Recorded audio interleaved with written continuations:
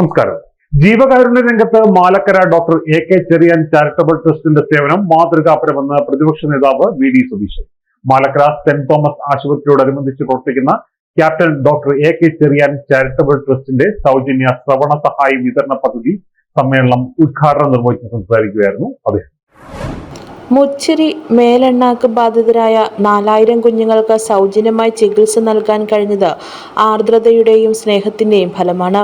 പലപ്പോഴും ഇത്തരം രോഗബാധിതർ പൊതുധാരയിൽ നിന്ന് ഒഴിഞ്ഞു നിൽക്കാനാണ് ശ്രമിക്കുന്നത്. അത്തരം കുട്ടികളെ പുനരധിവസിപ്പിച്ചുകൊണ്ട് ജീവിതത്തിന്റെ മുഖ്യധാരയിൽ എത്തിക്കാൻ ശ്രമിക്കുന്ന ചാരിറ്റബിൾ ട്രസ്റ്റിന്റെ പ്രവർത്തനം പുണ്യകർമ്മം തന്നെയാണ്. ശ്രവണ സഹായി സൗജന്യമായി നൽകുന്നതിലൂടെ കേൾക്കാൻ കഴിയാത്തവരുടെ ലോകത്ത് കേൾവിശക്തിയായി ഡോക്ടർ എ.കെ. ചെറിയാൻ ചാരിറ്റബിൾ ട്രസ്റ്റിന്റെ പ്രവർത്തനങ്ങൾ മാറുകയാണ്. ഇത്തരം മാതൃകകൾ ശക്തമാക്കേണ്ടത് കാലത്തിന്റെ ആവശ്യമാണെന്ന് വി.ഡി. സതീശൻ പറഞ്ഞു. 1947 ആരംഭിച്ച ഈ ആശുപത്രിയിൽ ഒരു മൾട്ടി സ്പെഷ്യാലിറ്റി ആശുപത്രിയായി വളർന്നു പന്തലിച്ച് ഈ ഗ്രാമത്തിലെ പരിസര പ്രദേശങ്ങളിലുള്ള ധാരാളം രോഗികൾക്കുള്ള അഭയകേന്ദ്രമായി എല്ലാവിധ ചികിത്സാ സൗകര്യങ്ങളുമുള്ള ഒരു സ്ഥാപനമായി മാറിയിരിക്കുകയാണ്.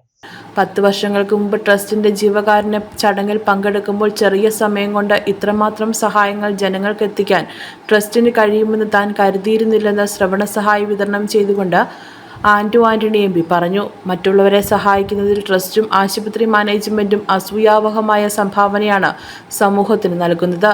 കരുണ പറ്റാത്ത മനസ്സുകൾക്ക് മാത്രമേ ഇത്തരം ധന്യകർമ്മങ്ങൾ ചെയ്യാൻ കഴിയൂ എന്നും പത്തനംതിട്ട എം.പി. ആന്റണി പറഞ്ഞു. ചടങ്ങിൽ trust chairman doctor A. Cherian അധ്യക്ഷനായിരുന്നു.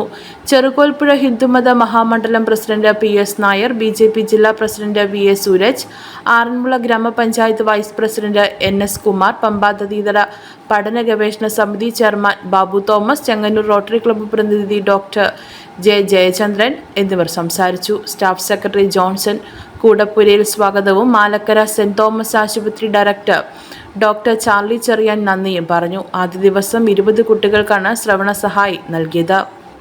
News bureau, Pathanamthitta.